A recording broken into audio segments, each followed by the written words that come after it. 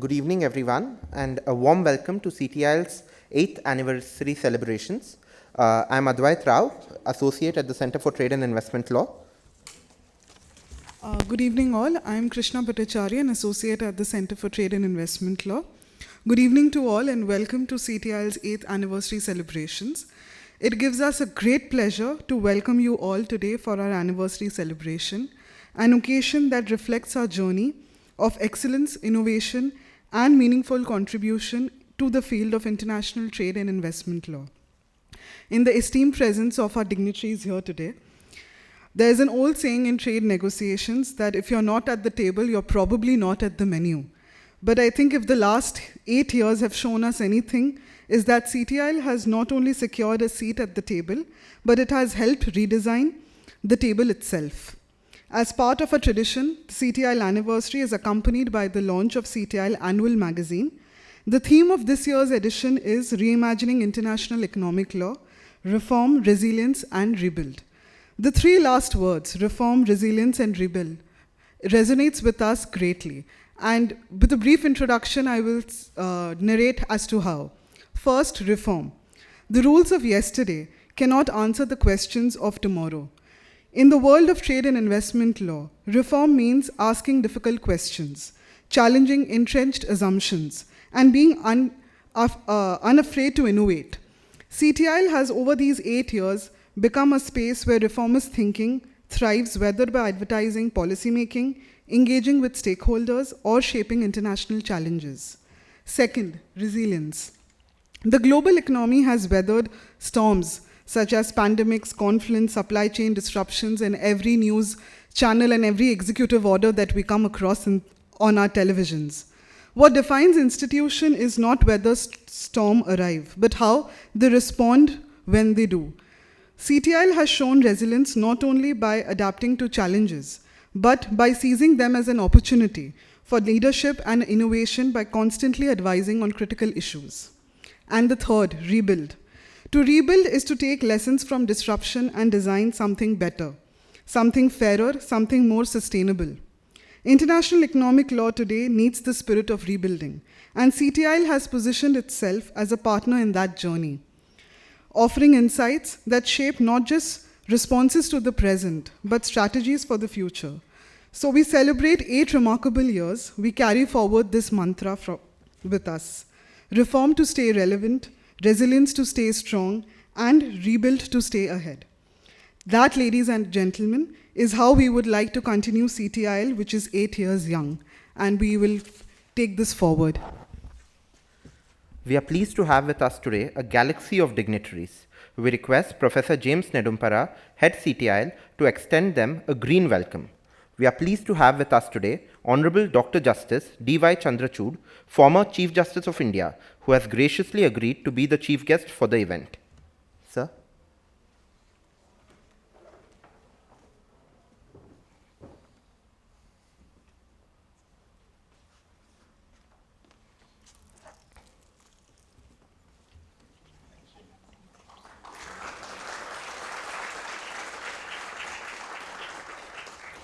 We are pleased to have with us Shri Sunil Barthwal, Commerce Secretary, Government of India, as the guest of honor. We welcome you, sir.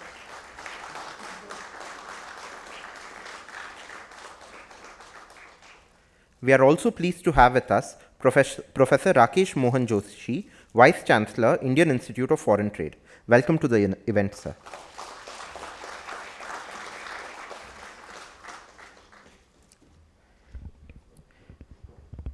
We extend a warm welcome to all the dignitaries. We invite Professor James Nedumpara, Professor and Head, Center for Trade and Investment Law, to deliver the welcome remarks. Welcome one and all. Thank you, Advait. Honorable Dr. Justice D.Y.Chandrachud, former Chief Justice, Supreme Court of India. Shri Sunil Barthwal, respected Commerce Secretary. Mr. Rakesh Mohan Joshi, Vice-Chancellor, Indian Institute of Foreign Trade. Esteemed colleagues, officials from the Department of Commerce, the friends of international economic law, and my dear friends. So it is my distinct pleasure to welcome the dignitaries on the dais and also to welcome this august audience this evening. So we have gathered here to commemorate the 8th anniversary of the Center for Trade and Investment Law. And most of the people actually refer to our center as CTIL. And we have completed nearly 8 years, almost 8 years. So let me also tell something about the vision of the center. The vision of the center was actually part of the foreign trade policy which came out in 2015. It was the foreign trade policy of 2015-2020. And the government of India, in particular the Department of Commerce, made it a point to create an institution called the CRIT. And within CRIT, there were 3 centers. One is actually the Center for WTO Studies, which is an older center, started in 2002. And the Center for Trade and Investment Law, that is CTIL, and Center for Regional Trade, which basically deals with regional trade agreement issues. And over a period of time, in 2022, there was a bit of consolidation. So we have only now 2 streams. One is actually the law pillar, which is the CTIL, and the economics and policy related pillar, which is the Center for WTO Studies. And if you really look at the initiative of the Department of Commerce, it was basically to encourage trade law capacity building within the country. And trade law capacity building is actually considered to be the larger, within the larger context of state capacity building. And some of you sitting in the room might have actually heard about the expression lawfare. Many developed countries, Western countries, have actually practiced that art remarkably well. And what they expected is that once you have empowered lawyers and make lawyering as part of the governmental decision maker, you can actually use law as an instrument for strategic trade policy making. And I had the pleasure of working on a project with Gregory Schaefer, the former president of the American Society of International Law, for nearly 10 years. And we looked at the kind of empirical changes this kind of capacity building can actually help. And what we found is that there is a phenomenon called transnational legal ordering. So to give an example, once we signed the TRIPS agreement, the TRIPS agreement is actually a multilateral intellectual property agreement. That agreement will be implemented in various domestic jurisdictions, and the agreement undergoes certain kind of adaptations, and it also undergoes tweaking and changes. And over a period of time, the norms which are actually settled will go to recursively transferred to other jurisdictions. Some countries will actually follow your model, and there's a spread of transnational law. And many people have actually written about it, including Justice Philip Jessup. So while coming to this particular point, since we are an academic center and also being an advisory center, it is actually our initiative and our mandate to help the Department of Commerce in the day-to-day functions. So a substantial amount of our time and energy is actually spent in guiding the Department of Commerce in the day-to-day functioning. But we are also engaged in academic activities because we believe that no capacity building can actually be delivered or carried out without academic robust research.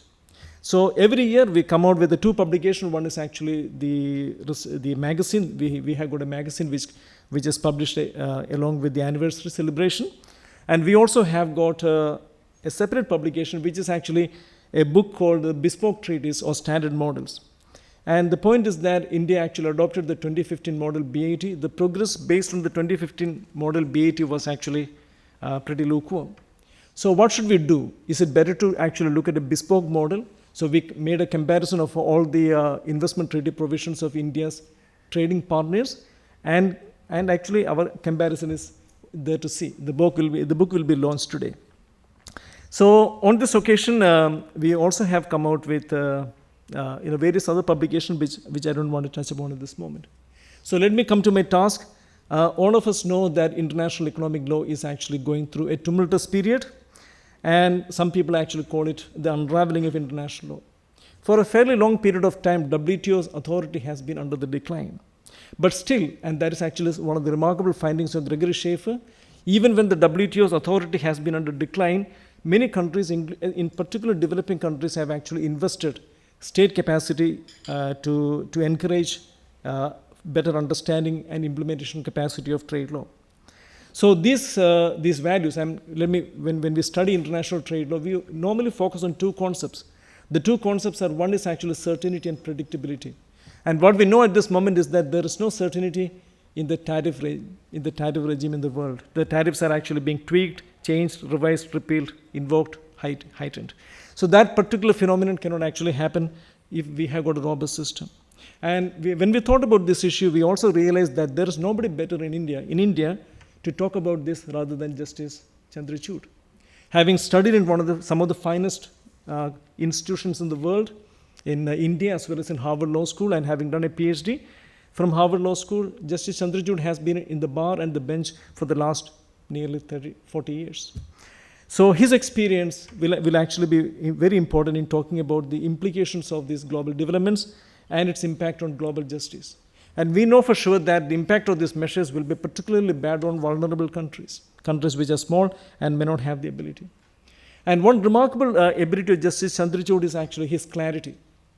His clarity, his fidelity to law, and most importantly, his compassion. And these kind of values he has actually reflected very profoundly in his judgments, which the posterity will have to read and absorb. So, sir, without any further ado, let me actually invite you to this function. Let me now thank our Commerce Secretary. In fact, I had the privilege of working with you, sir. I can tell you that you really cared about the center, and you really understood the value of the center and how the centers can actually become centers of international repute.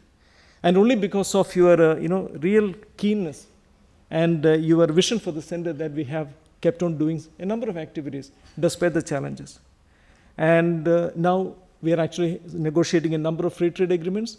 One important point is that during his very able stewardship, we concluded two important agreements. One is actually the TEPE agreement with Switzerland, the EFTA association, which is going to be in effect in October this year. The second is actually the India-UK trade agreement, and let me also thank Mr. Satya Srinivas, who was the chief negotiator for both these agreements, and his pioneering vision have also contributed a lot to India achieving these milestones. So, sir, I think thank you very much for your faith in our ability, in our capacity, and in our timely action so far as India's trade policy is concerned. Mr. Rajesh Agrawal, the Special Secretary and the incoming Commerce Secretary was invited for this function, but because of some urgent work, he is unable to make it. So in his absence, I would like to invite him as well. The last person is our Vice-Chancellor, Mr. Rakesh Mohan Joshi. He has been very supportive of the center as well, and he's heading a very important business school. We are an outlier because we are lawyers here. So thank you very much for your contribution as well. And let me tell you, the point is that CTIL has been able to do fairly good things. 8 years is not a very long time because we actually betted on the ability of the youngsters in the country. And that is something which I have also learned. We have to harness the capacities of our youngsters. And they will be able to deliver. They will be able to deliver the work much better than anyone else. And I'm sure with the department's vision for the future, the center has got a very important future, I think a very rosy future. That is my expectation. And we expect continuity in the future as well. Let me thank the officials of the Department of Commerce, Mr. Mohit Yadav, Mr. Saket Kumar, and Professor Murali Kallumal. And I'm also very grateful to my wife, Sharmila, for coming here. She came from Trivandrum to attend this function. And many people, George. There are so many people in this auditorium whose contribution has been very immense, and we really want to appreciate it. Lastly, but not the least, the center would not have been able to carry out all these things without the support of our hardworking lawyers. Most of them are actually below 30.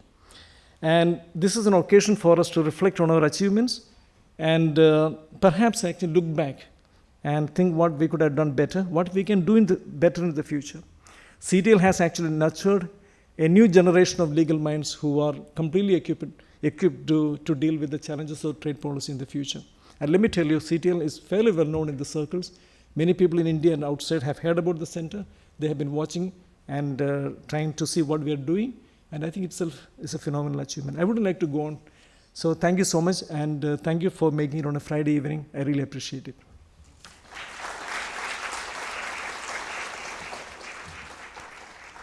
Thank you, sir, for your inspiring words and being the pillar of the center and pushing us to work more. We are delighted to have with us today Professor Rakesh Mohan Joshi, Vice-Chancellor IFT New Delhi, who has supported us throughout in our journey from the start. Professor Joshi is a highly respected scholar and a prominent author and a distinguished expert in the field of management, boasting significant international experience. He has previously held the position of Director, Indian Institute of Plantation Management, Bengaluru, and has been associated with IFT New Delhi as a professor since 2000.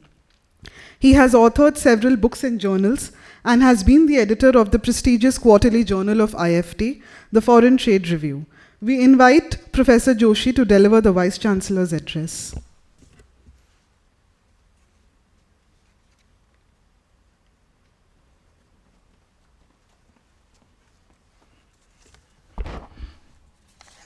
Thank you. Hon'ble Justice Dr. D.Y. Chandrachud, our Secretary and Chancellor, Shri Sunil Barthwal ji, Shri Satya Srinivas ji, my colleague Dr. James, Dr. Preetham, and many more colleagues. So it's a matter of proud that we are celebrating 8th anniversary of CTIL, which is a very, very important integral part of IFT, along with the Center for WTO Studies, and they have played a very, very critical role in various trade agreements, multilateral negotiations, and especially in a time when something which is certain is uncertainty. And we are working under guidance of our Chancellor, Shri Sunil Barthwal ji, and very important learning point here is that navigating through turbulent times, and therefore if you see that he makes a decision making on research based decisions. Every Monday he talks to all the officers and talk to them on various findings, and something which I think has evolved in the functioning, which is very, very different, is that no static policy will work, and something which is going to work is dynamic policy. So only thing we need to see that what is going to happen, say in this week or next week or the month, is only one thing. And then I think I wrote a week back or so, when the going gets tough, the tough gets going. And this is, I think, what is happening is that countries which are telling us the tariff king, they went to saying that Maharaja of tariffs, their tariff increased from 2.2 in weighted average and 3.4 in the general average to somewhere between 18-19%, the levels more than 100 years old, tariff going up to 50%, and you are calling the tariff king to the country where our tariff is 17-18%. So it's a very tough time, and therefore and the role of the laws and the rules and the integracies is extremely important.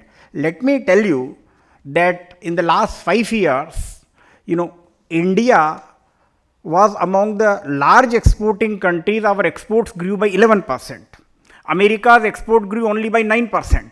And China's export grew by 7%, and therefore India's export in the last 5 years in total grew at the highest percentage among all the large exporting countries among the G20, and the credit goes to the secretary and the entire team. Very importantly is India's smartphone exports in Q2. It was 44% growth, where China's was 25% dip. So there has been a structural change in the composition of the exports that I think we have done. So there has been, despite of several bottlenecks and several headwinds, India could go ahead. And if you look into that, because the trade is a very holistic thing, wherein the say law or a policy making has got a limited role, but we operate in a holistic environment. And I'm very happy to say that IFT is probably one of the country which looks into the holistic aspect of the international trade. We work on international marketing, international finance, international trade logistics, international human resource management, international policy. Law was a weaker part with us, and we are very thankful for the center for CTIL, where it's a completely complementary in this. When it comes to, the container turnaround time in India, as a part of the, changes that India has made is, our container turnaround time is 0.9 days, less than 1 day is comparable to Singapore, wherein the container turnaround time in America is 1.5 days. So it's better. And if you see, the container dwell time in India is 3 days and America is 7 days. So, it is not that India is the country which sends 29.4% of the incoming students in America. No other country sends it. China is only 24%. And India has got a record of performing under the tough situations. When, the manufacturing wheel of the whole world stopped in COVID-19, India's manufacturing was growing. Our, what we call as a PMI, Purchase Managers Index, even in July 2025 is 59.1, America's is 41.2, China's is 49. Less than 50, their manufacturing is going retracting and India's manufacturing is increasing. So, so India is amazing.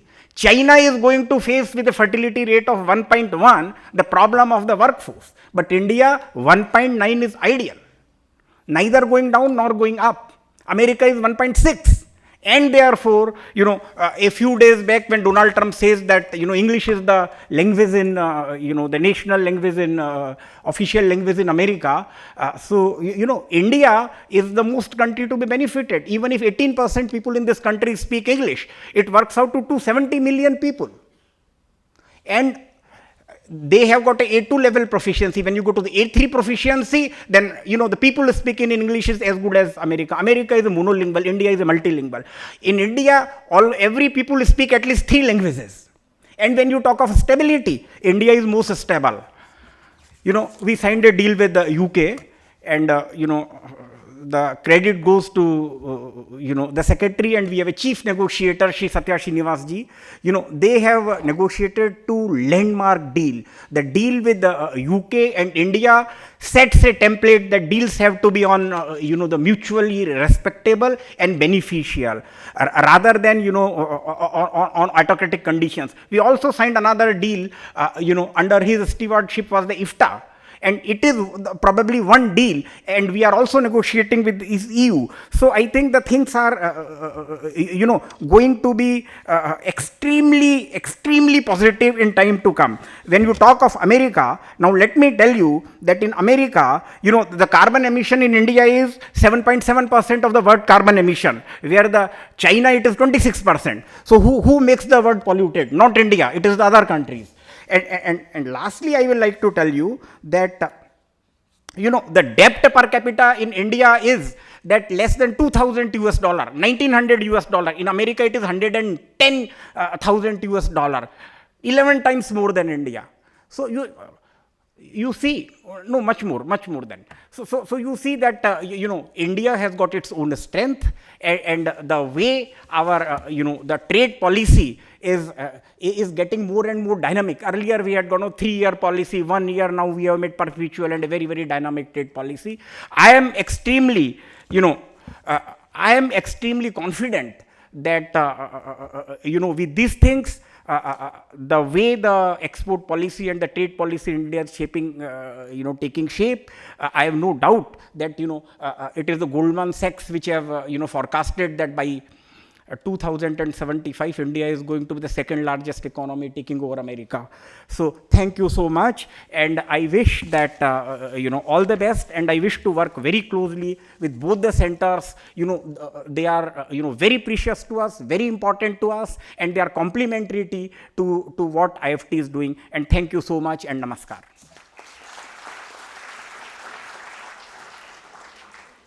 Thank you, sir, for those insightful remarks and setting context to why we gather here today. CTIL and our sister institute, CWS, are privileged to have this symbiotic relationship with IIFT. We are elated to have with us today Shri Sunil Barthwal, Commerce Secretary, Department of Commerce, Government of India. In his present role, Shri Sunil Barthwal is shaping the trade agenda of India, and during his tenure as Commerce Secretary, India has crossed many milestones, including the conclusion of free trade agreements with the United Kingdom and the European Free Trade Association states.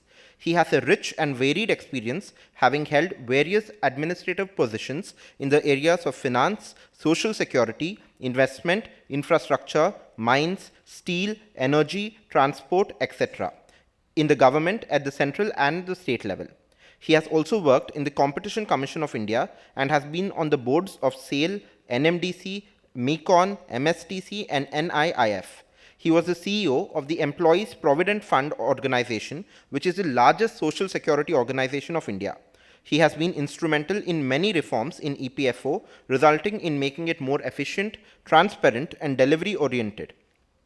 He has a scholarly side to him as well, having published articles in journals and other publications. He has represented India in many international forums. Thank you, sir, for joining us today. We are elated to have you with us. I now invite you, sir, to deliver the Commerce Secretary's address.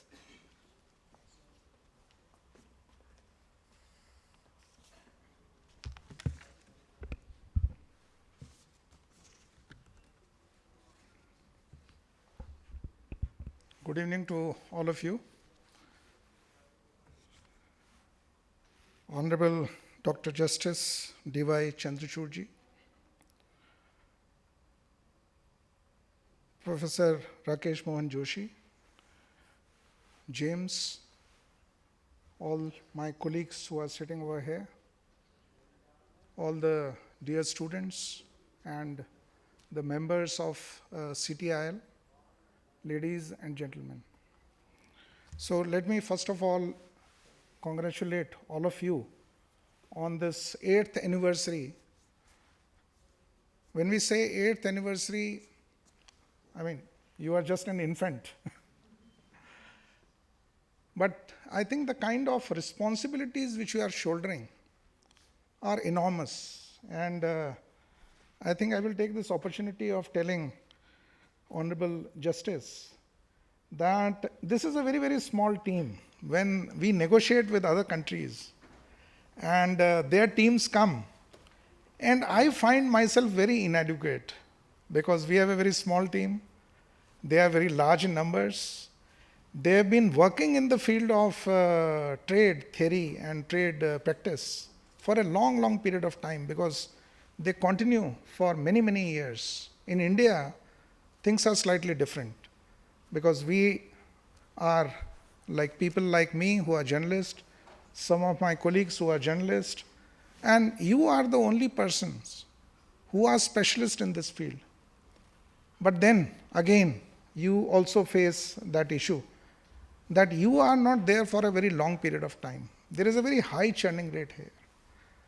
And in fact, I've been struggling with this organization for quite some time, almost 3 years now.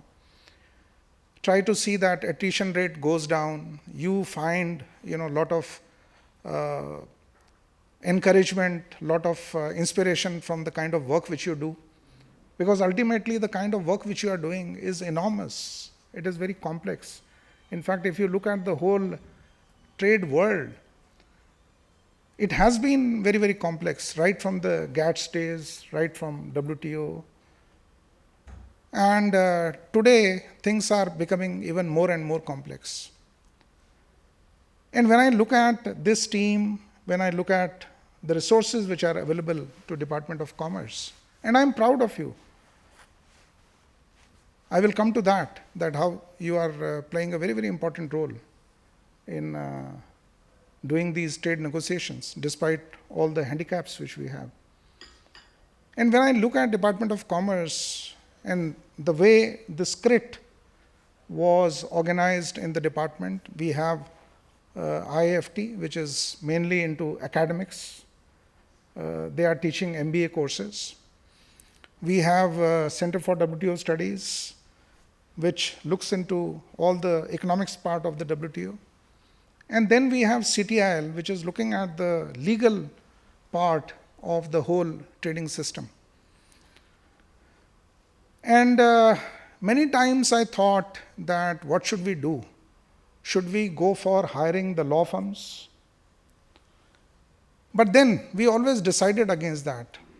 And there were several reasons for that. One reason, of course, was that the confidentiality part of all these agreements is very, very important. Secondly, we know that there may be conflict of interest. Therefore, we always wanted that there should be a very, very dedicated team which can work on it, but at the same time understand the complex issues and then take the national interest forward.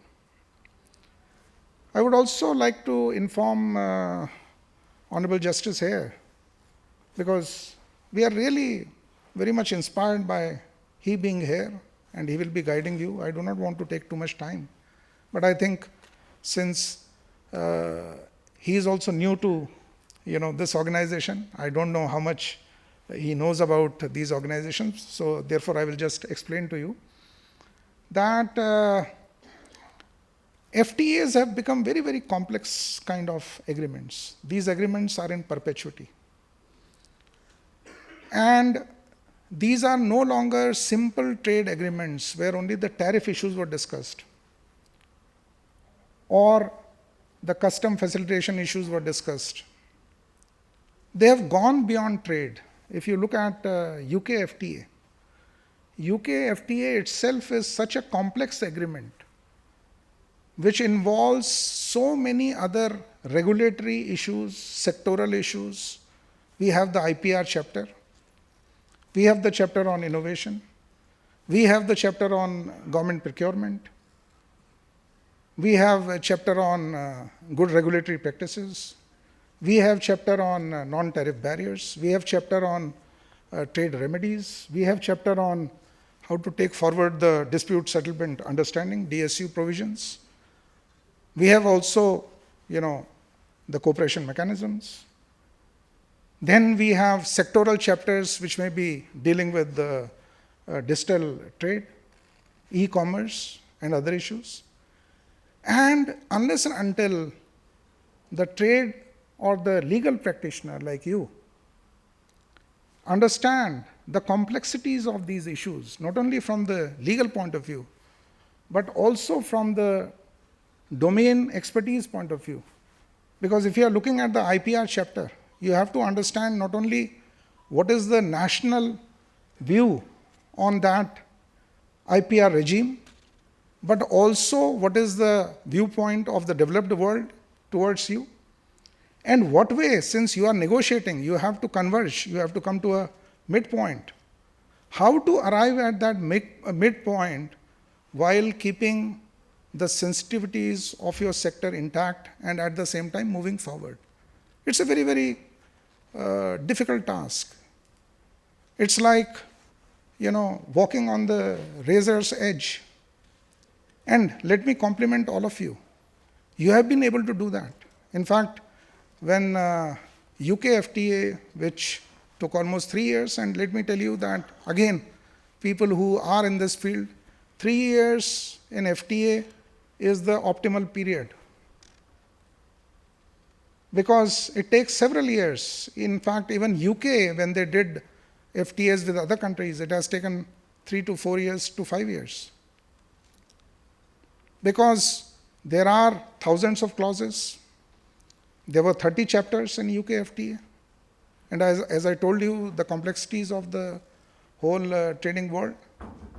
And then taking a stance, doing stakeholder consultations with large number of stakeholders of each and every sector, where the industry interests have to be balanced with the interest of the trade. You have to also look at what is happening in the PLI sector, whether phasing has to be done during tariff liberalization, whether the quota will be the right kind of measure which has to be taken. So there is a whole gamut of deep understanding which is required, and when you do your job, you have to put that intent into the legal text. And again, that is very, very difficult job, and I've seen that. When UK FTA we were deliberating upon, and we were deliberating upon a very, very difficult chapter in the sense that it was for the first time that India was taking commitments, those related to labor and environment, because people were worried that the developed world will put such conditions whereby it may become very difficult for us to produce those goods. Somebody can simply allege, and then it may lead to some kinds of counter tariffs or trade remedial measures.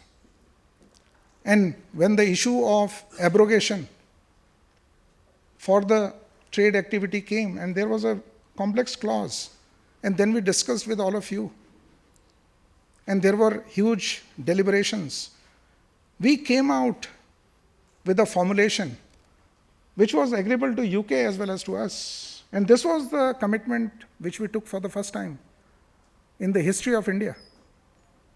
If you look at UK FTA, which people are saying that it is a gold standard of FTAs, why it is gold standard? Because we were able to take a viewpoint, we were able to take a text, we were able to devise a text, draft a legal text in a manner which satisfied our stakeholders and at the same time the stakeholders in the United Kingdom.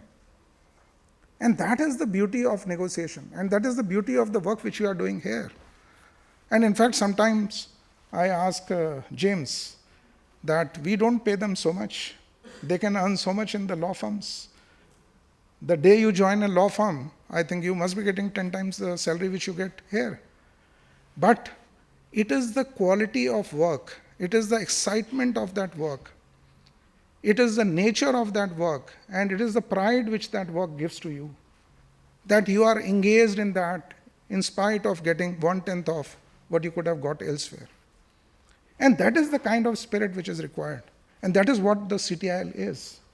So even if it is 8 years old, even if it is a very small sized institution, I think the commitments which you have, commitment towards your nation, commitment towards the national interest, commitment towards your stakeholders, that is what defines you.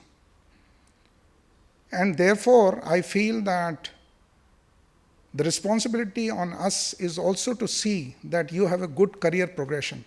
And I have been struggling a lot. How to see that you have a good career progression? We are trying to do certain reforms within the CRIT system. You are part of it.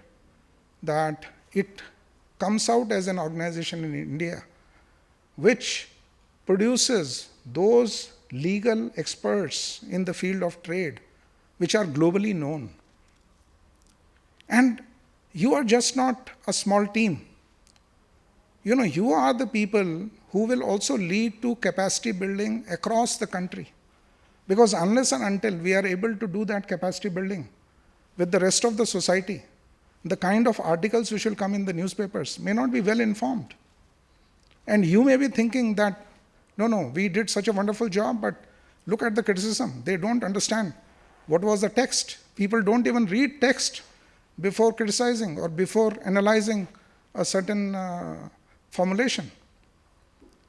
And today, therefore, I thought of speaking out all these issues because I know a very eminent person like Justice Chandrachud. We are all very, very big admirers of him. We have seen his work. And the way his reach is to the world and to the country, I think if this message goes across that the legal fraternity of India, if they can anyhow, it is just not through the CTIL, but through other ways and means, if they can understand this complex world of trade, and I do not want to get into other questions which Dr. Joshi mentioned, that the way this complex world is changing, the paradigm shift is happening. I would not like to get into those issues because that will take a lot of time. But what I feel is that we require a huge capacity building in this country. We are also starting one negotiation course, IFT and Center for WTO Studies and CTIL. They all will be starting that one, where we will teach you the ways in which a fair negotiation is done, a balanced negotiation is done, and which can give fair, balanced, and equitable returns to both the parties. That also we are working upon.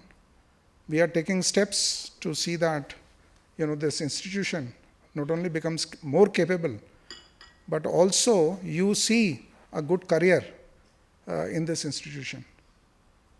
So, on today's occasion, we are all very eager to listen to Honorable Justice, but I would say that please look at your organization from this very large perspective, and I'm very sure that the kind of delivery which you have made so far, you will be also working for the future FTAs like EU FTA, which is again is going to be more complex. There are many new subjects which are coming, non-services, which we had never heard of. We used to think that it is only merchandise, trade and other services part. They are getting into the investment issues of services. So very fascinating world, and I take pride in the fact that you are all part of this journey which India is taking, and I'm very glad on this occasion. We have completed 8 years, and let us look forward to a very, very bright future. Thank you so much.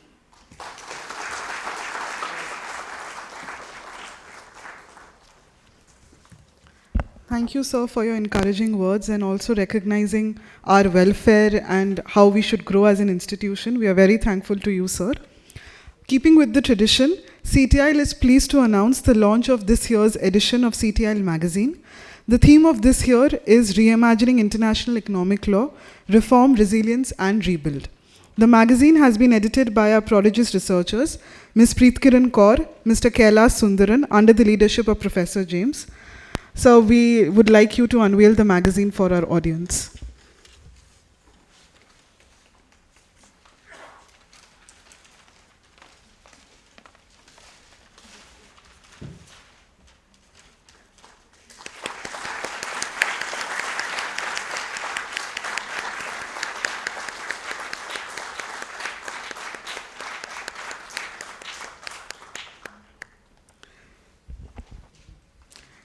Under the guidance of Professor James, we also continue with our academic endeavors, and we are also elated to launch the book Bespoke Treaties or Standard Models, a study of international investment treaty provisions of India's key trade partners. This book has been authored by our very own Professor James, Head CTIL, Ms. Sunanda Tiwari, Consultant at the level of Assistant Professor CTIL, and Pushkar, who was a researcher at CTIL but is currently pursuing his LLM at Harvard.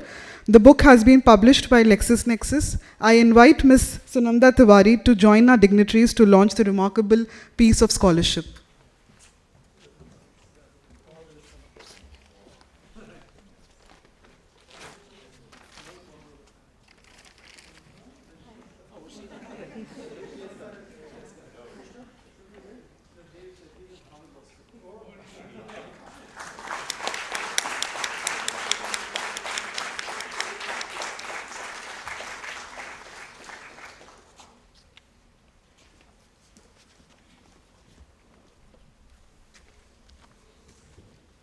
Thank you to our dignitaries for launching the magazine and the book. I hope it serves as an insightful experience to all its readers. We are honored to have with us, among us today, Honorable Dr. Justice D.Y. Chandrachud, former Chief Justice of India. Dr. Chandrachud has an illustrious legal career marked by exemplary service and academic excellence. Justice Chandrachud, who served as the 50th Chief Justice of India, has authored more than 590 judgments during his tenure as judge, including over 30 Constitution Bench judgments. He has delivered transformative judgments on a broad array of issues, including privacy rights, rights of the LGBTQ community, women in armed forces, marital rights, environmental issues, and other socio-political matters. During his tenure, he has brought transformative changes to the functioning of the Supreme Court and the Indian judiciary, combining a commitment to constitutional values with a forward-looking vision. His leadership witnessed the Supreme Court's disposal of 1,000 bail matters, economic offence cases, and constitutional disputes, reinforcing faith in timely justice delivery. His tenure is widely regarded as one of the most progressive and reform-oriented in recent times, leaving behind a legacy of a more accessible, inclusive, and citizen-centric judiciary. He is currently a distinguished professor at National Law University, Delhi, and has been nominated as an arbitrator in international arbitrations by the International Chamber of Commerce, by the Singapore International Arbitration Centre, and the London Court of International Arbitration. Sir's contribution to the legal fraternity is innumerable, and we are all in awe of his commitment to work and legal scholarship. Sir, we are honored by your presence today. We invite you to please deliver today's keynote address, which we all have been waiting to listen to eagerly.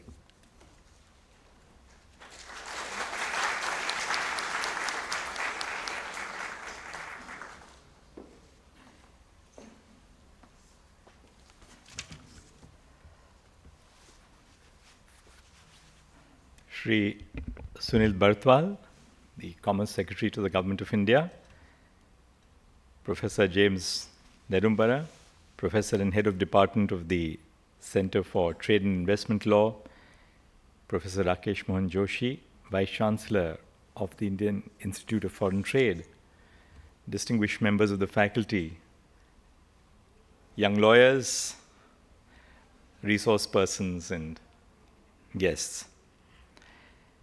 I must tell you that at a very interesting breakfast at the St. James's Court Hotel in London about 3 years ago, when the negotiations for the UK-India FTA were going on, I was sitting by myself in the breakfast room. I had my fan moments over the time that I stayed at the St. James's, because it appeared that all of Delhi had descended in the Taj property. So I would chance upon entertainers, writers, intellectuals, sports persons, and walk up to them and exchange a moment or two. And when I was having breakfast one morning, a very senior member of the legal profession who was accompanying the team, he said that he is doing it only for 1 rupee of consideration, because the profession had given him much more than he could expect. Said that, well, a very young team from the Ministry of Commerce, which is here for the negotiations, would like to come and meet you. So I said, with great pleasure. And over the next 20 minutes or a half an hour that our conversation lasted, I was fascinated with the range and diversity of the knowledge, the insight and the vision of these young people from the ministry who are leading our negotiations. In fact, years ago, when I was the Additional Solicitor General of India, there was a challenge to India's commitments to the WTO, which I had to defend as law officer for the government in the Bombay High Court. And there again, on a Saturday morning, a very young officer came to me from Delhi, and I just sat back at 9 o'clock with the person who was deputed to brief me until it was time at 6 o'clock in the evening on a trot without a break. And he said, I think I have to leave for the airport, otherwise I will never reach home on time. So in that sense, it's a matter of joy to be here at the House of Experts on the foundation day of the Center for Trade and Investment Law, as we mark the book launch of a timely publication titled The Bespoke Treaties or Standard Models. The book is an outstanding example of the pioneering scholarship that CTIL has been consistently producing. I thank James Nedumpara for extending this invitation to me on behalf of the Indian Institute of Foreign Trade and CTIL.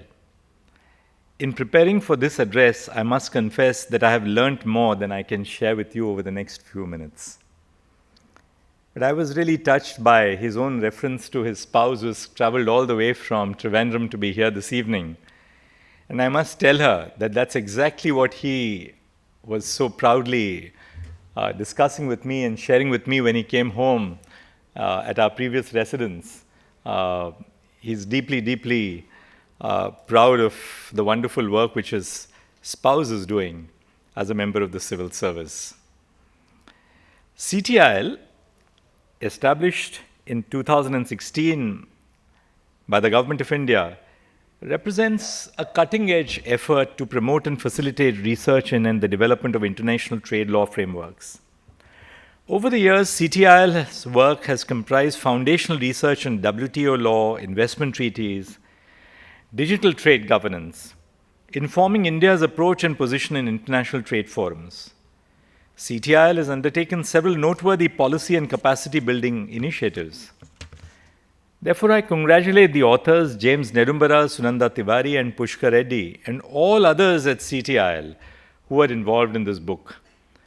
I'm not sure whether Pushkar is reaching out to this event online because he's at Harvard, where one of my former law clerks, Nivedita, is also participating in what I believe the first 2 weeks of the orientation program.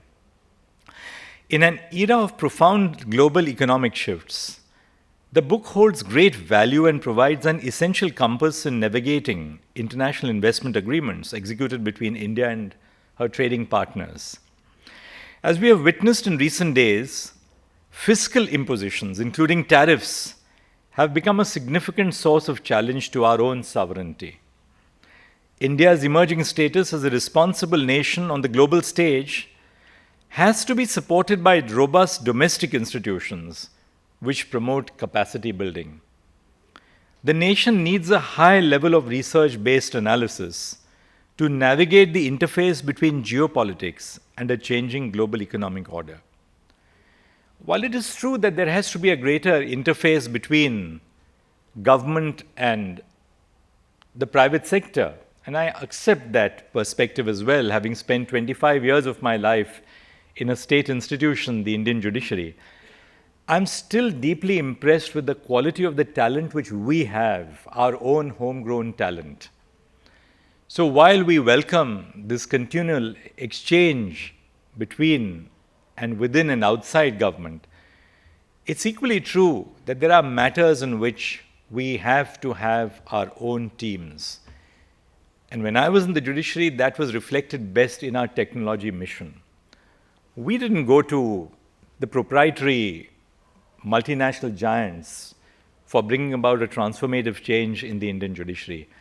It was our own people, trained and aware of Indian conditions, who brought about so many of the transformative changes that we have been able to put together, whether it was in terms of live streaming, whether it is in terms of digitizing court cases, transcription of arguments, translation of Indian judgments from English into every language recognized by the 8th schedule, the 22 languages, and what have you not. International investment agreements, which are known by their popular acronym BITS when spoken of in a bilateral context, serve to facilitate greater investment flows between two signatory countries. These treaties, structured around a set of principle-based obligations, provide a protective umbrella in terms of the standards set for protecting investments, as well as the rights of those investing. The bilateral investment treaties and IIAs are not governed by a centralized framework. In that sense, they are reflective of the fragmented character of international trade that permeates international trade law itself. This means that there is a constant tug of war between the key players in the process. On the one hand, investors invest capital with the expectation of earning sustained profits, dividends, capital appreciation, and financial growth. They bank on fundamental principles of the rule of law, grounded in the certain, transparent, and objective application of treaty standards and a legal regime which respects them. In that sense, building up capacity within our own legal framework is crucial because it's in the robust application of domestic institutions which interpret laws and apply laws to factual contexts that the confidence of the investing community domestically and overseas depends. On the other hand, we have host states which have significant public policy concerns which are grounded beyond a purely contractual relationship. These considerations may be based on fiscal policy, public health, environmental governance, consumer rights, labor welfare, or sectoral protections, including agriculture. These may be pictured as vessels, the host states may be pictured as vessels, absorbing foreign finance to fuel economic growth generate employment, improve infrastructure, and seek intangible assets like intellectual property. Their expectations are synergetic in nature. There are greater and far-reaching risks and rewards at issue for these states beyond immediate investment. It also remains a field marked by power imbalances. In such a backdrop, the adoption of an interest-based approach to treaty negotiation and formulation attains importance. The book which we have just launched presents a comprehensive analysis of the depth and character of the IIAs of India's major trading partners. It commences with a panoramic view of the architecture of investment agreements and their key requirements. Then Chapter 2 provides an interesting analysis of what the investor-state dispute settlement or the ISDS mechanism will look like in the coming decades. The book also undertakes a scrutiny of investment treaty provisions across continents. The methodology of comparative policy adopted by the authors is, to my mind, commendable. Lawyers and judges are trained to first understand the provisions of a statutory instrument as it stands. Read the statute, as Justice Frankfurter said, before undertaking an examination of the context in which it was birthed and analyzing plausible interpretations grounded in the principles of statutory interpretations. The authors have adopted a somewhat similar approach in a text which makes for an engaging read. The authors have set out the policy backdrop to these treaty instruments before assessing their key provisions in the context of international obligations, bringing together an ecumenical assortment of ideas and insights from around the world. Chapter 12 will be of great interest to those seeking to understand the present-day position that India occupies in the scheme of global trade patterns. They have presented a nuanced assessment of the trends that have marked India's journey into the 21st century. The importance of research-backed analysis and public opinion in fortifying trade policy has been captured by an economist, Anne Kruger, in a book titled International Trade, What Everyone Needs to Know. She writes, and I quote, "A country's trade policies are the outcome of the political process. The political process, in turn, depends on the interaction of key players. Those key players are special interests of various groups, often pressuring and lobbying in their narrow self-interest for protection and the general public. When politicians yield to special interests, consumers and the public interest for the whole are harmed. The only real bulwark against these pressures is public opinion and economists' arguments buttressed by research analyzing experience with trade policies. Public understanding of the effects of trade policy is therefore crucially important as a bulwark against the pressures of special interests." The modern global system of economic regulation rests upon multilateral systems established by the Bretton Woods Conference in 1944. India was a founding contracting party to GATT as well as a founding member of the WTO. Domestically, however, India continued to toe the line of import substitution until the advent of the economic reforms which took place on and after 1991. Members of the audience who are my age or older will recall that imported goods were a scarce commodity. India began exploring free trade agreements after 1991. These reforms promised a sui generis approach to cross-border trade, a flexible exchange rate regime, and foreign direct investment. But above all, our constitution, adopted in 1950, established a framework for social welfare through the directive principles of state policy, emphasizing economic justice and distributive equity alongside fundamental rights, protecting trade and commerce. India's founding document established a federal division of trade governance authority between the central and state governments. The union government received exclusive jurisdiction over foreign trade, interstate commerce, and major taxation sources, while the states retained authority over intrastate trade, agriculture, and local industries. This distribution created a complex regulatory landscape that would later complicate India's implementation of international trade agreements. The Supreme Court emerged as the ultimate arbiter of constitutional disputes involving trade and commerce, developing an extensive jurisprudence balancing economic freedoms with state regulatory authority. This period witnessed the development of architecture premised on what Professor Jagdish Bhagwati termed the inward-looking strategy, with statutes like the Industries Development and Regulation Act 1951, the Foreign Exchange Regulation Act of 1973, and the Monopolies and Restricted Trade Practices Act of 1969, so much of which was bread and butter for us as young lawyers. But how times have changed, with cooperative federalism now assuming the center stage of domestic economic policy in terms of the GST. The balance of payments crisis in 1991 triggered a fundamental reorientation of India's economic policies and engagements with the global trading system.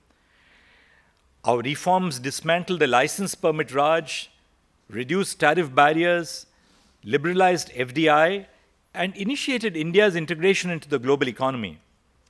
This paradigm shift coincided with the Uruguay round of negotiations establishing the WTO, providing India with an opportunity to strategically engage with multilateral trading frameworks while protecting its developmental interests.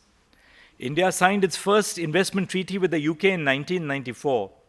Since then, as the book tells us, until 2015, it had signed BITs with 83 countries, of which 10 did not enter into force.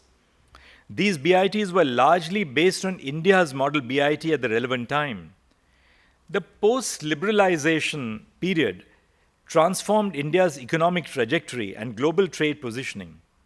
India's merchandise exports grew from 18 billion in 1990 to over 300 billion US dollars by 2020 and 374.1 billion US dollars in 2024-25, while service exports expanded from $5 billion to nearly $387.5 billion during the same period.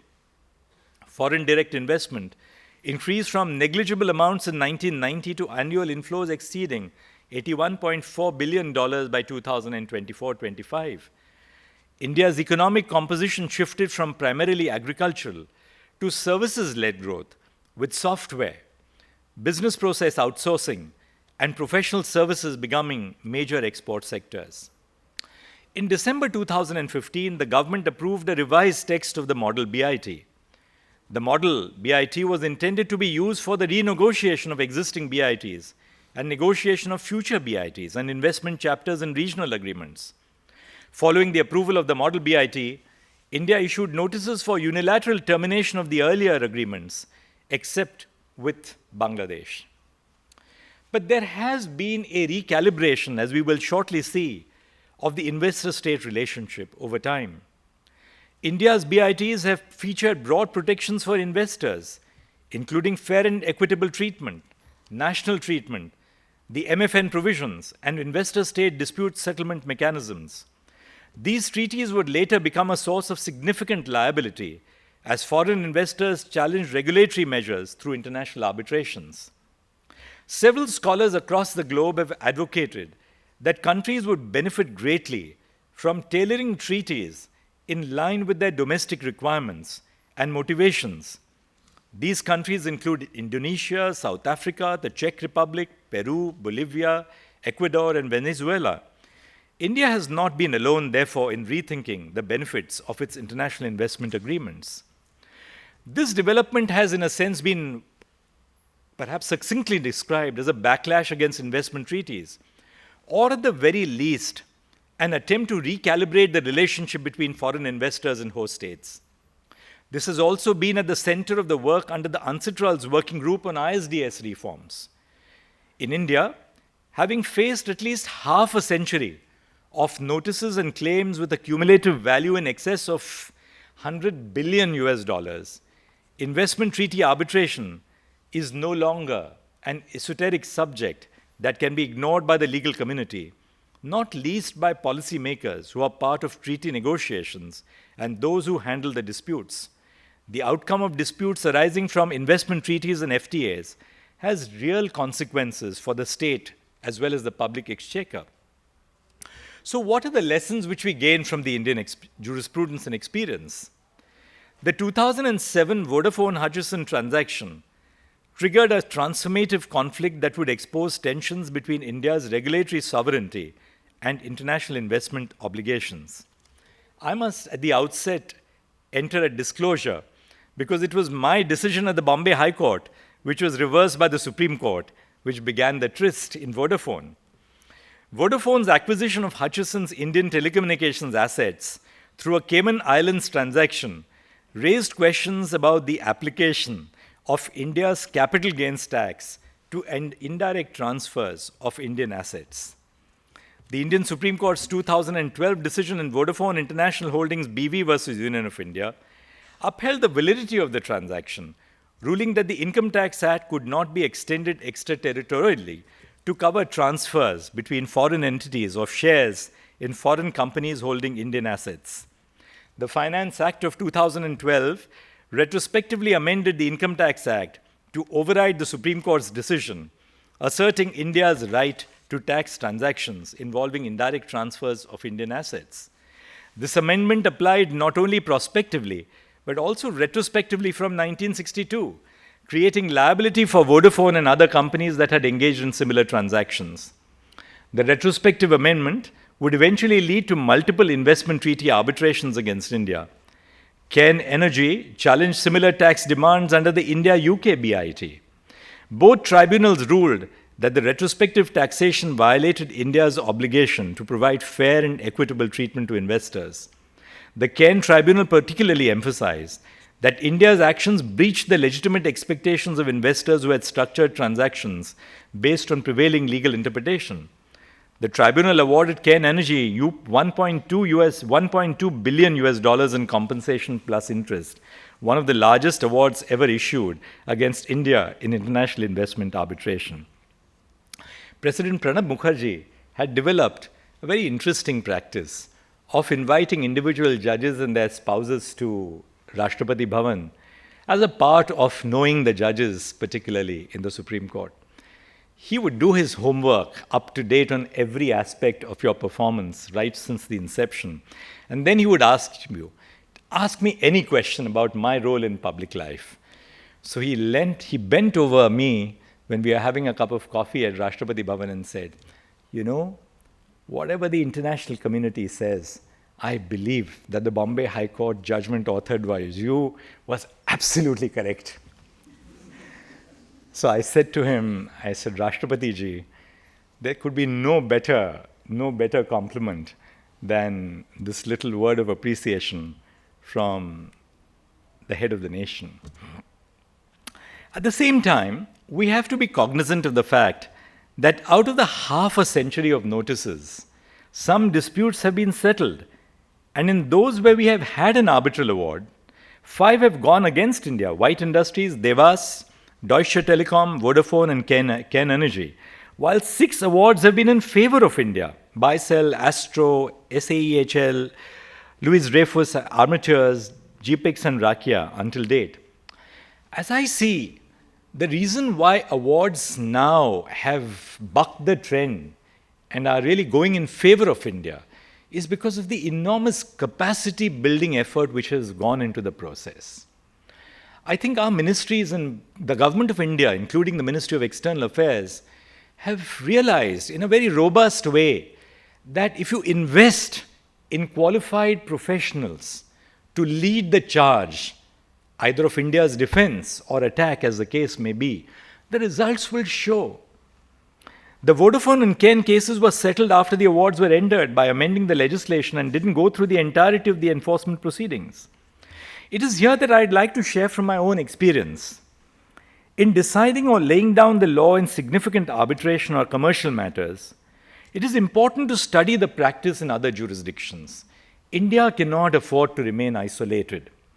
For example, while deciding cases like arbitrators' fees in ONGC versus AFCONs, in deciding the application of the group of companies doctrine in Cox and Kings, arbitrator bias in the case of Core, and the ambit of the referral court in entering upon stamping of arbitration agreements, our court studied the global jurisprudence in these areas through cases from foreign jurisdictions, international journals, and ancestral case digests.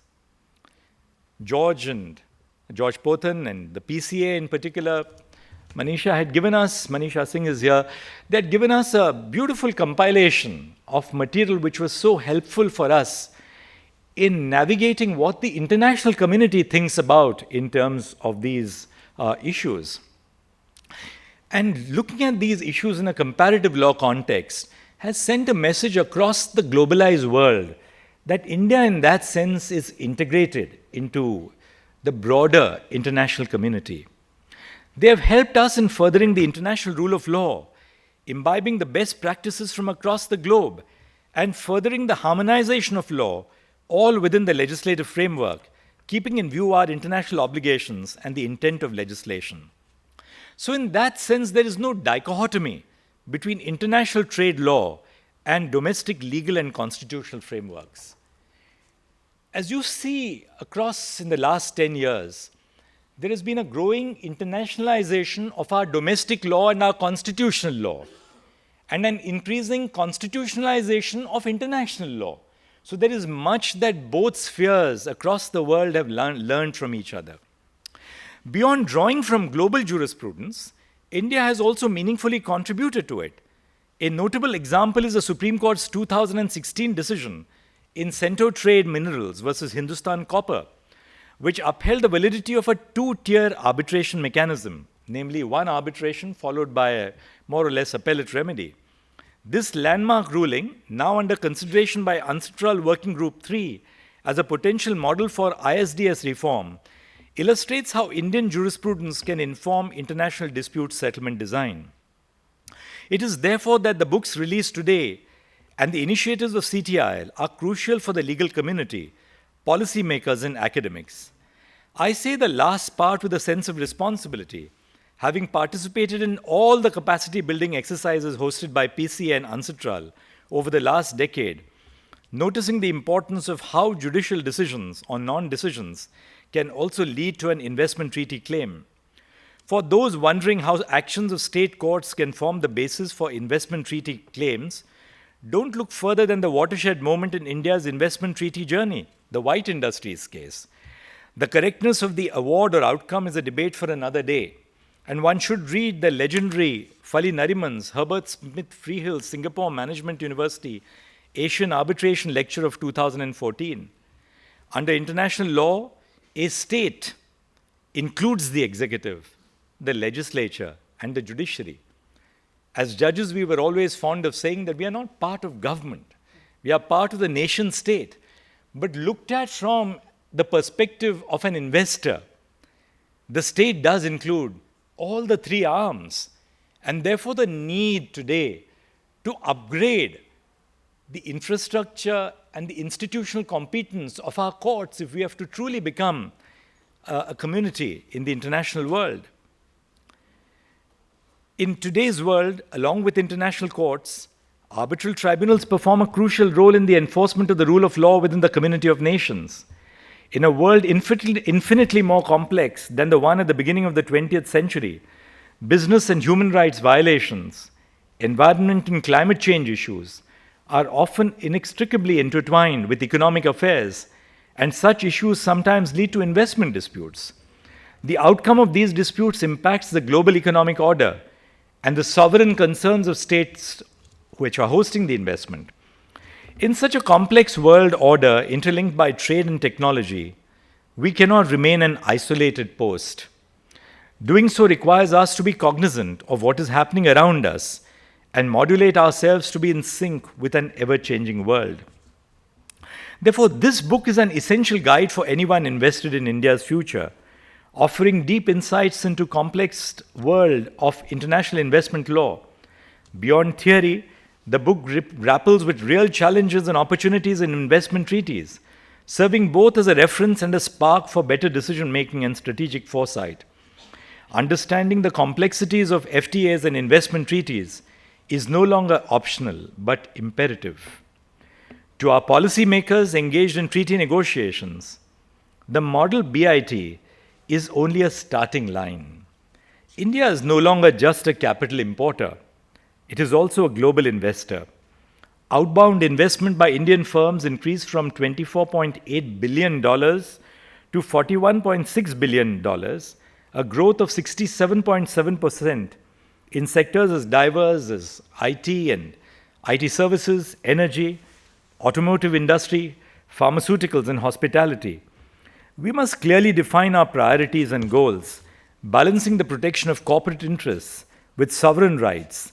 Investment treaties are not shields for the state, but instruments of mutual assurance, calibrated to balance expectations and authority. Our decision, therefore, not to terminate the BIT with Bangladesh reflects this approach, given India's greater investment in Bangladesh than vice versa. This outcome underscores the importance of informed decision makers. Through capacity building efforts, the MEA has made progress, engaging experts, establishing arbitration cells, and working closely with international bodies. Now, 8 years into its infancy, CTIL continues to lead in research and dialogue, significantly enhancing India's ability to craft informed, resilient investment strategies. Such an independent think tank should aspire to be the repository of India's investment treaty framework, FTAs, and related dispute knowledge. Investment treaty arbitration jurisprudence in India is still developing, as the country has yet to host an India-seated investment treaty arbitration or enforce such awards domestically. Key judgments in the Vodafone and Khaitan cases have highlighted challenges arising from India's commercial reservation and the Arbitration Act's traditional limitation to commercial disputes, excluding investment treaty disputes. But the 2015 model BIT clarifies that awards under investment treaties should be treated as commercial awards for enforcement under the New York Convention, aligning with similar provisions in earlier treaties with Austria, Sweden, and Kuwait.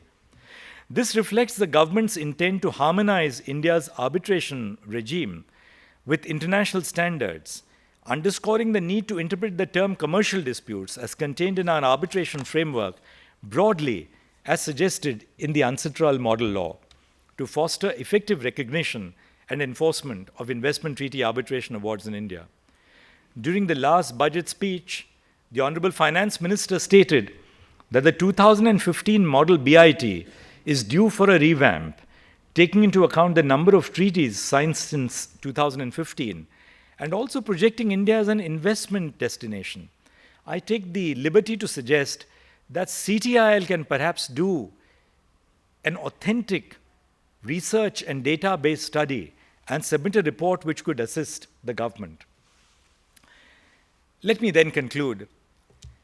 In a collection which has been titled Emerging Powers and the World Trading Systems, the Past, the Present, and the Future of International Economic Law, the noted trade lawyer Gregory Schaefer has put forth a set of perspectives that countries can consider to foster trade law capacity.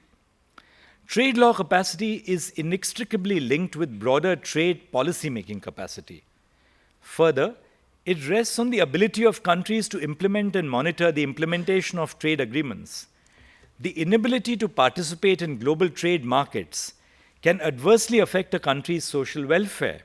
For instance, one of the remarkable outcomes of our economic reforms is in securing international contracts. We have become a country that grows not only our own food grain, but also our own technological capabilities and the human capital required to service these capabilities. 208 years later, Ricardo's theory of comparative advantage may explain why India could thrive in software services, exporting what it did best, driven by a middle class which places faith in a robust education for her daughters and sons. International legal capacity building is also important to defend market access rights and investor comfort. The book describes this as bargaining in the shadow of law, by which countries can negotiate favorable settlements. Such capacity also goes a long way in obviating capture by protectionist sectors within the nation. Such capacity can also translate into a greater role for the country's lawyers in international private settings, such as negotiating cross-border contracts. Decision makers in the government can seek to leverage their experience to modify constraints and engage with the flexibilities of legal frameworks to ensure sector-specific growth. I therefore leave you with just 9 bullet points, and I'll be done. First, there is no real conflict or dichotomy between international trade law and domestic legal and constitutional frameworks. Second, much of today's economic order was devised in the context of a world which was marked by power imbalances, perhaps a bipolar world. But the bipolar world gave way to a multipolar world, and now even multilateralism faces an existential threat. Third, there are innovations which all of us need to develop upon. Just one of them, the India-UK CTIL has a provision for open hearings for dispute settlement mechanisms.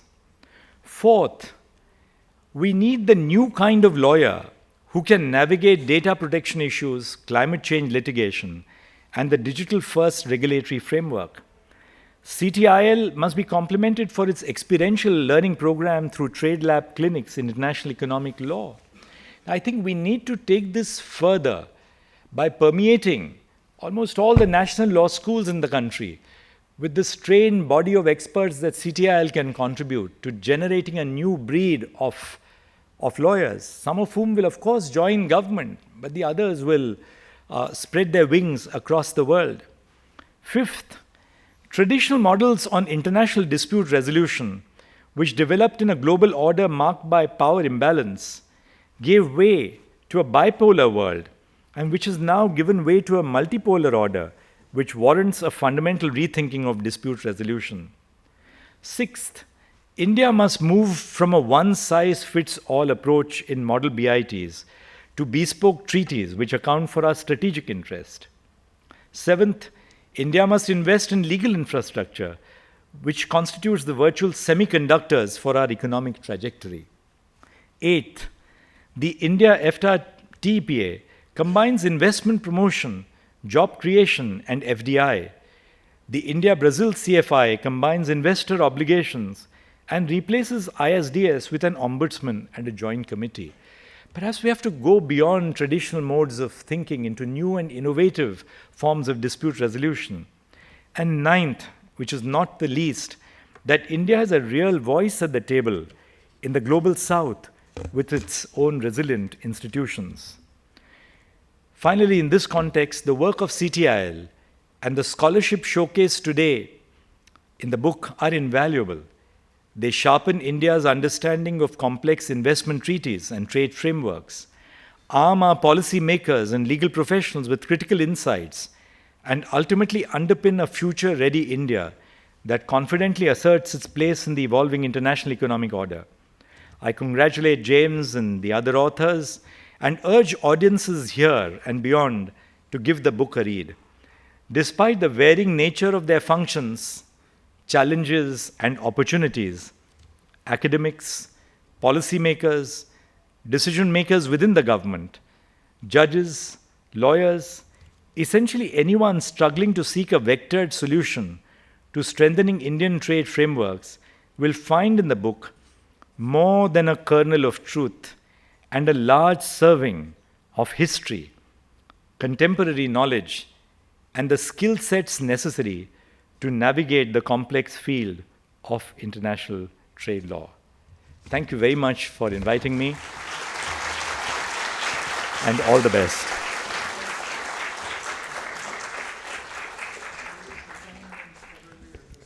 Thank you, sir, for your words. Sir, in the words of Mr. Fali Nariman in 2023 in UNICETRAL conference, he quoted Oslo saying, understanding a subject means reducing it to a freshman's level of simplicity. And I think, sir, for the vast, complex issues you have simplified for us, and even the book, and we are very grateful to you, sir. I would now invite Ms. Sheila Jindal, Managing Editor, LexisNexis, to give the publisher's remark.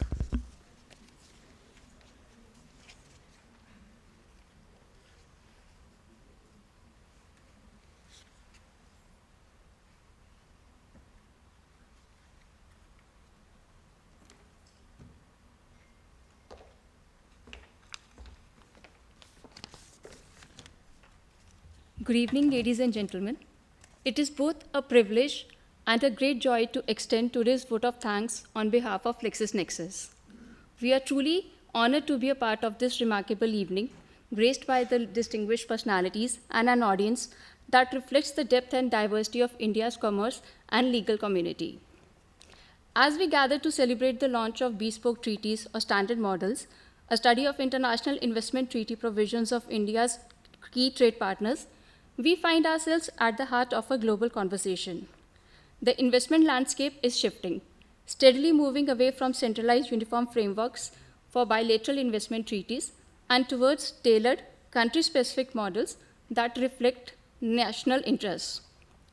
This book enters that dialogue with clarity and conviction. It poses a critical question.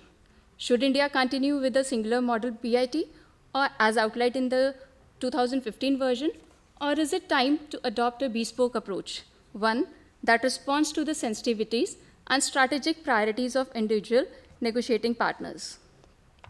Through meticulous analysis of treaty text, negotiation histories, and legal scholarship, the book unpacks the substantive elements of investment provisions and their divergence across jurisdictions. It highlights the reality that many countries have moved beyond one-size-fits-all template, embracing strategic flexibility.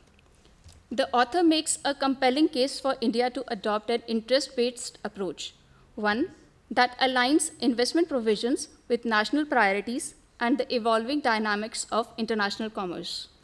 This contribution speaks not only to legal scholars and policymakers, but to every stakeholder in this room who engages with the architecture of global trade and investment. Working on this book has been a deeply rewarding journey. From the first draft to the final book, every page carried the author's passion and intellectual rigor. It was a privilege to help shape that vision into a work that we believe will be both cherished and referenced widely. I would now like to extend our heartfelt gratitude to Hon'ble Justice Dr. D.Y. Chandrachud, Shri Sunil Barthwal, Dr. James Nedumpara, Professor Rakesh Mohan Joshi, and to all the distinguished members from the industry, the bar, and the bench who have taken out their demanding schedules to be with us this evening. Your presence lends immense value to this occasion. Thank you once again.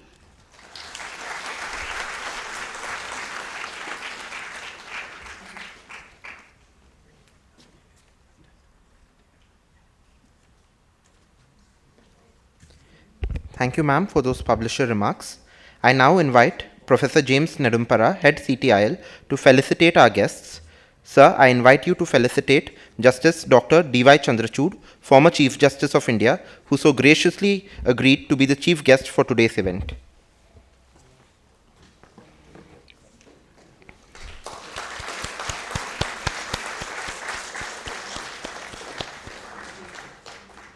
I request Dr. James to kindly felicitate Shri Sunil Barthwal, Commerce Secretary, Government of India, who took time out of his busy schedule to attend this event and who constantly motivates us to do better.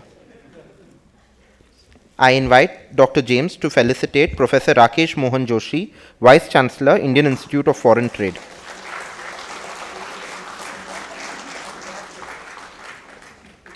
Now I will take a brief moment of 2 minutes. Shall we have a group photograph first of the dignitaries?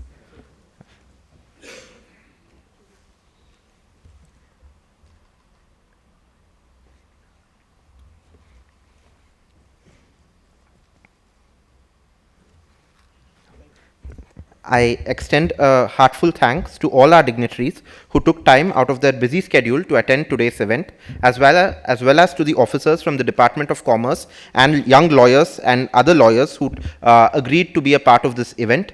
I would be remiss if I do not thank the excellent administration headed ably by Jitendra Das sir and overseen by Tarun and Akansha, as well as my co-presenter Krishna, who all taken strenuous efforts to ensure this event is a success. Thank you one and all. And I now invite all of you all to join us for dinner. There is also a book stall in the reception area to those interested in seeing some LexisNexis publications. Thank you.